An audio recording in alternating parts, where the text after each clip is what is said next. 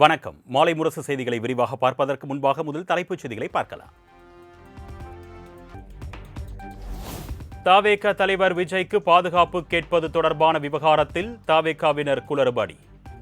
மத்திய உள்துறை செயலருக்கு பதிலாக மணிப்பூர் ஆளுநருக்கு கடிதம் எழுதிய தவேக நிர்வாகி சிடிஆர் நிர்மல்குமார்.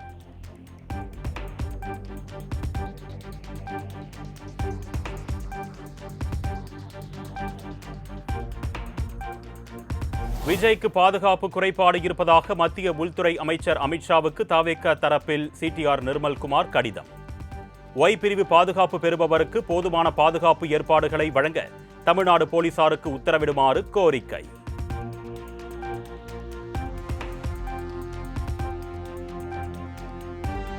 கொளத்தூர் தவேக பிரச்சாரத்தில் உண்டான சலசலப்பு. ஐனாவரம் பொதுக்கூட்டத்தில் கண்ணாடி பாட்டில் வீசப்பட்ட சம்பவத்தின் எதிரொலி. போதிய பாதுகாப்பு வழங்க கோரி தலைமை செயலகத்தில் தலைமை தேர்தல் அதிகாரி அர்ச்சனா பட்நாயக்கை சந்தித்து என் ஆனந்த், ஆதவ் அர்ஜுனா நேரில் புகார் மனு.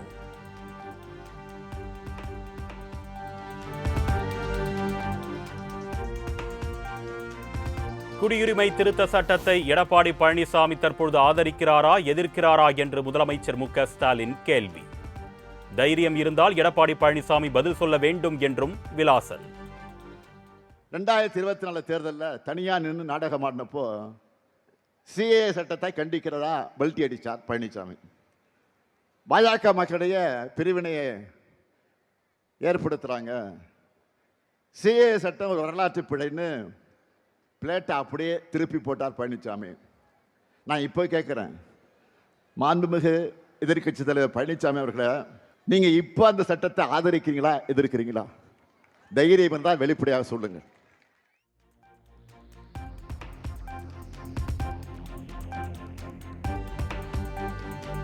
மதுரை என்டிஏ மாநாட்டில் பாஜக பெரியார் படத்தை அகற்றியதை வேடிக்கை பார்த்தவர் எடப்பாடி பழனிசாமி என்று முதலமைச்சர் மு.க. ஸ்டாலின் விமர்சனம்.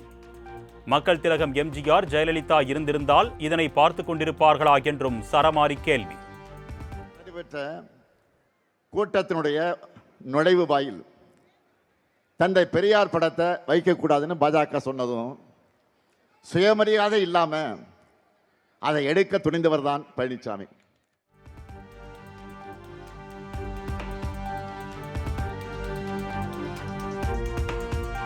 அதிமுக பொதுச் செயலாளர் எடப்பாடி பழனிசாமி முழு சங்கியாகவே மாறிவிட்டதாக முதலமைச்சர் மு.க. ஸ்டாலின் விமர்சனம். மக்கள் வாய்ப்பளிக்காமலேயே எம்எல்ஏக்களை ஏலத்திற்கு எடுத்து முதலமைச்சரானவர் இபிஎஸ் என்றும் காட்டம். பாஜக கொண்டு வந்தப்போ கண்ணை மூடிக்கிட்டு அதையும் ஆதரித்தார் இந்த பழனிசாமி. 3 வேளாண் சட்டங்களுக்கு எதிராக போராடின 8 மாநில விவசாயிகளை புரோக்கர்னு வசைபாடி கொச்சைப்படுத்தினார். இப்படி பாஜகவோட கூட்டணி சேர்ந்து முழுசா சந்திரமுகியாவே மாறி இருக்கிறார் பழனிசாமி.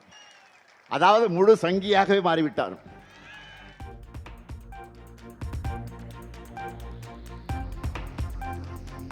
என்டிஏ ஆட்சிக்கு வந்தால் தமிழ்நாட்டின் பெயரை தட்சிண பிரதேசம் என்றே மாற்றிவிடுவார்கள் என்று முதலமைச்சர் மு.க. ஸ்டாலின் பகிரங்க குற்றச்சாட்டு. தமிழ்நாட்டில் திராவிட மாடல் ஆட்சி தொடர வேண்டும், பாஜகவும் கொத்தடிமை கூட்டமும் அகல வேண்டும் என்றும் சூளுரை. இருக்கணும். உத்தரப்பிரதேச இவங்க வந்தா தமிழ்நாட்டோட பெயரை தட்சிண பிரதேசம் கூட மாற்றவும் தயங்க மாட்டாங்க. இதை தடுக்கணும்னா ஒட்டுமொத்த தமிழ்நாடும் பாஜக அதிமுக கூட்டணிக்கு எதிராக ஓரணியில் இணையணும். நம்முடைய எதிரிகளையும் பாஜகவுடைய உதிரிகளையும் வீழ்த்தணும்.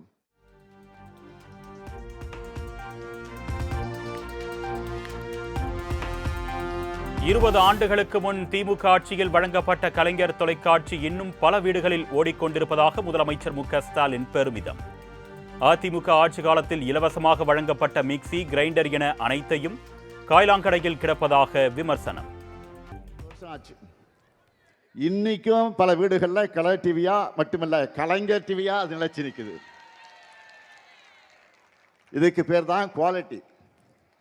இதுவே அதிமுக ஆட்சியில் மிக்சி கொடுத்தாங்க, கிரைண்டர், மின் விசிறி கொடுத்தீங்களே, என்னாச்சு?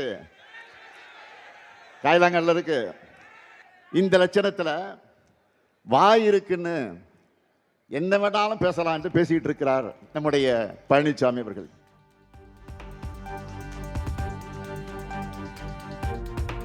தங்களுக்கு பிடித்தமான பொருட்களை இல்லத்தரசிகள் விருப்பம் போல் வாங்கிக் கொள்ளும் வகையில் 8000 ரூபாய்க்கு கூப்பன் வழங்க உள்ளதாக முதலமைச்சர் மு.க.ஸ்டாலின் விளக்கம். வயிற்றெரிச்சல் காரணமாக எடப்பாடி பழனிசாமி இந்த திட்டத்தை ஊழல் திட்டம் என்று விமர்சிப்பதாகவும் காட்டம். மக்களுக்கு நேரடியான 8000 ரூபாய்க்கான கூப்பனை தரப்போறோம்.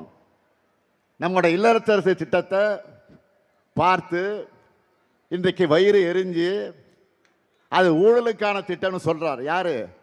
பழனிசாமி சொல்றாரு. எந்த பழனிசாமி? சம்பந்திக்கு கான்ட்ராக்ட் கொடுக்கிறதுக்காகவே ஆட்சியை நடத்தின பழனிசாமி.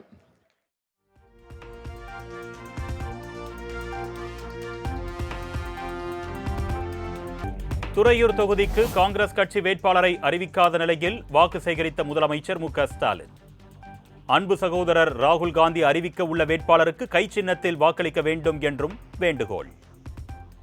துறையூர் சட்டமன்ற தொகுதியில் நமது வெல்லும் வேட்பாளர் காங்கிரஸ் கட்சியை சார்ந்த நம்முடைய ராகுல் காந்தி அறிவிக்கிற வேட்பாளருக்கு கை சின்னத்தில் மிகப்பெரிய வெற்றி தேடித்தரணும்னு கேட்டு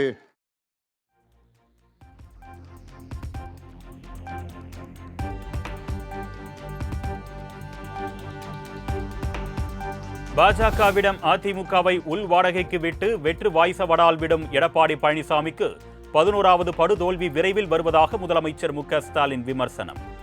இப்பொழுது மட்டுமல்ல, எப்பொழுதுமே திருச்சி திமுக பக்கம்தான் என்றும் நம்பிக்கை.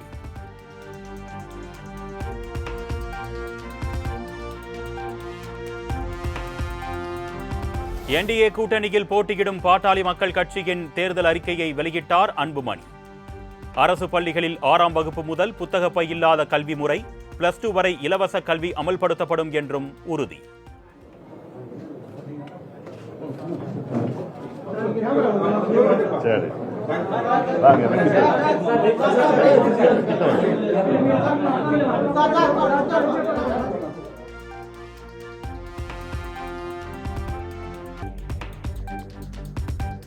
போதைப் பொருள் நடமாட்டம் குறித்து தகவல் கொடுத்தால் 10,000 ரூபாய் பரிசு தொகை வழங்கப்படும் என்று பாமக தேர்தல் அறிக்கையில் குறிப்பிட்ட அன்புமணி.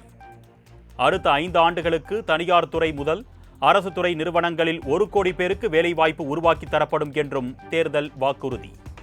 போதைப் பொருள் நடமாட்டம் குறித்து தகவல் தெரிவிக்க 987 என்ற கட்டணமில்லா தொலைபேசி எண் அறிமுக செய்யப்படும். அதாவது போதைப் பொருள் நடமாட்டம் மற்றும் கள்ள சாராயம் விற்கின்ற யாராவது விற்றாங்கன்னா அவங்க சம்பந்தமா தகவல் கொடுத்தா தகவல் கொடுக்கிறவங்களுக்கு 10,000 ரூபாய் பரிசு வழங்கப்படும்.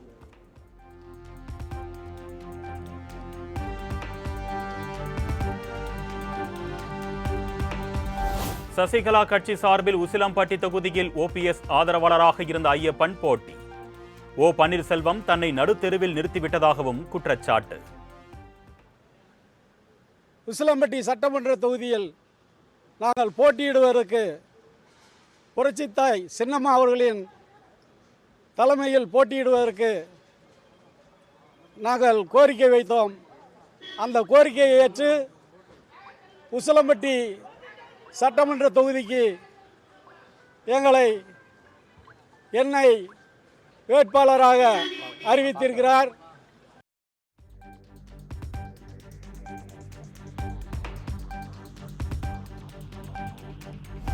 அதிமுகவை அழிப்பதற்கு சகுனியாக செயல்பட்டவர் ஓ பன்னீர்செல்வம். OPS அனாதையாகிவிட்டதாகவும் முன்னாள் MLA ஐயப்பன் விமர்சனம்.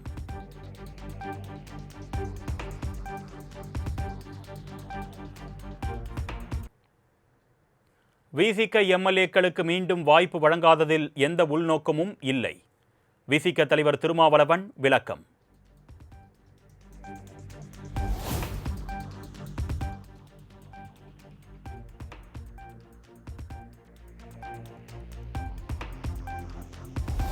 விசிக அரசியல் களத்தில் இன்னும் வீரியத்துடன் செயல்படுவேன். MLA சீட் மறுக்கப்பட்டது பல்வேறு அவதூறுகள், விமர்சனங்கள் எழுந்த நிலையில் ஆலூர் ஷானவாஸ் அறிக்கை.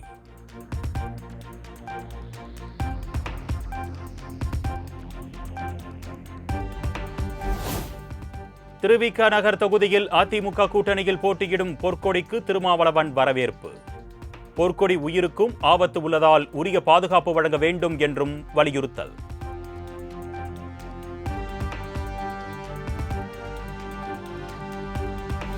தன் மீது நம்பிக்கை இல்லாதவர்தான் 2 இடங்களில் போட்டி போடுவார். தவிக தலைவர் விஜய் 2 தொகுதிகளில் போட்டியிடுவது குறித்து சீமான் விமர்சனம்.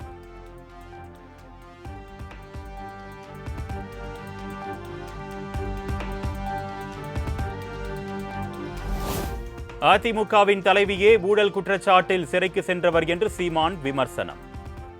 திரை கவர்ச்சியா இன எழுச்சியா என்று மக்கள் தேர்வு செய்ய வேண்டும் என்றும் சீமான் வேண்டுகோள். இப்போது அந்த ஊழல் குற்றம் சாட்டப்பட்ட அதிமுக ஊழலற்ற கட்சியாக மாறிவிட்டதா? தலைவியே ஊழல் குற்றச்சாட்டுல சிறையில் இருந்தபோது எப்படி அந்த கட்சி ஊழலற்ற கட்சியாக மாறிவிட்டது? இப்போதுக்கு கூட்டணி வைத்தீர்கள். ஒரு பக்கம் திரை கவர்ச்சி, ஒரு பக்கம் இன எழுச்சி, ஒரு பக்கம் ஊழல் லஞ்சம், ஒரு பக்கம் உண்மை நேர்மை, ஒரு பக்கம் பிரச்சனைகள் எல்லாம் தந்தவர்கள், ஒரு பக்கம் பிரச்சனையை தீர்க்க வேண்டும் என்று வந்த அவர்கள் பிள்ளைகள்.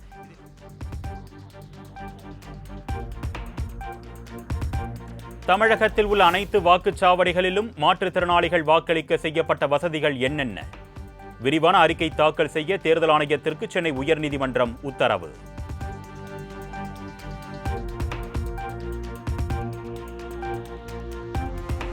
புதுச்சேரியில் தமிழக வெற்றிக் கழகம் சார்பில் 23 இடங்களில் பிரச்சாரத்திற்கு அனுமதி கோரிய நிலையில் 4 இடங்களில் மட்டுமே அனுமதி வழங்கிய தேர்தல் ஆணையம். 4 இடங்களிலும் பிரச்சாரம் மேற்கொள்ளலாமே தவிர ரோட் ஷோ நடத்தக்கூடாது என்றும் அறிவுறுத்தல்.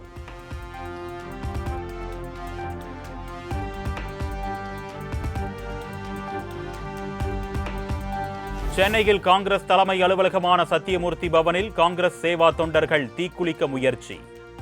காங்கிரஸ் சேவா தளத்தின் தலைவருக்கு சீட் கொடுக்க வலியுறுத்தல்.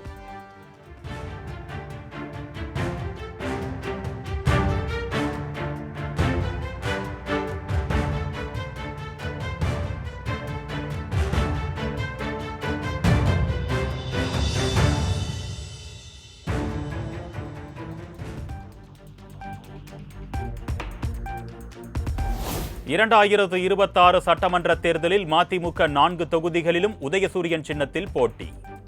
சீர்காழி தனி தொகுதியில் வழக்கறிஞர் செந்தில் செல்வன் உதயசூரியன் சின்னத்தில் போட்டி என்று வைகோ அறிவிப்பு.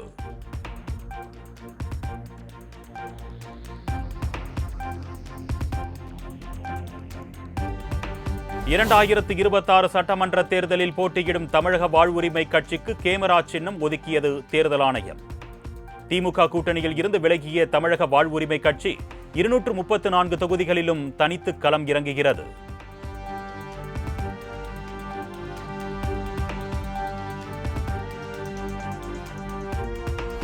ஏப்ரல் 6ஆம் தேதி முதல் அமமுக பொதுச் செயலாளர் டிடிவி தினகரனின் தேர்தல் பிரச்சார பயணம்.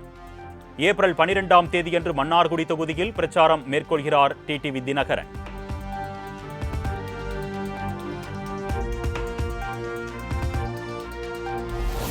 மதுரை மத்திய தொகுதியில் தவிக போட்டியிட்டாலும் உதயசூரியன் இரட்டை இலை இடையேதான் போட்டி என்று சுந்தர் சி திட்டவட்டம்.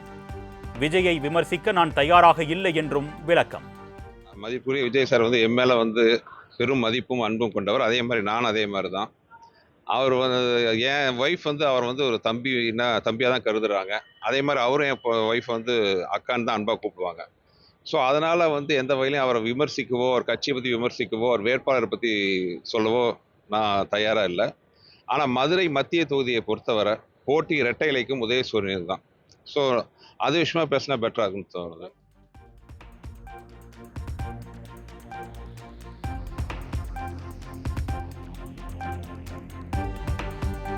புதுச்சேரி சட்டமன்ற தேர்தலையொட்டி தபால் வாக்குகளை செலுத்திய காவலர்கள். காலை 8 மணி முதல் மாலை 6 மணி வரை வாக்குப்பதிவு நடைபெறும் நிலையில் மாற்றுத்திறனாளிகள் மற்றும் 85 வயதுக்கு மேற்பட்ட மூத்த குடிமக்கள் ஆர்வத்துடன் வாக்களிப்பு.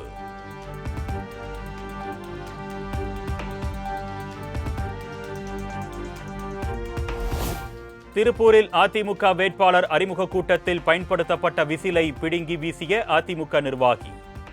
தவிகவின் சின்னமான விசிலை அதிமுக நிர்வாகி பிடுங்கி வீசியதால் சலசலப்பு.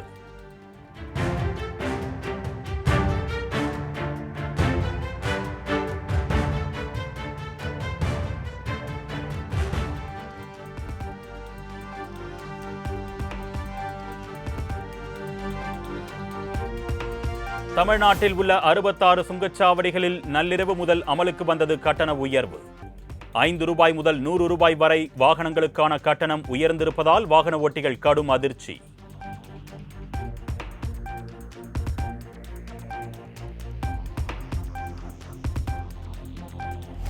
ஐபிஎல் போட்டியின் இன்றைய ஆட்டத்தில் Lucknow super giants, Delhi Capitals அணிகள் பல பரீட்சை.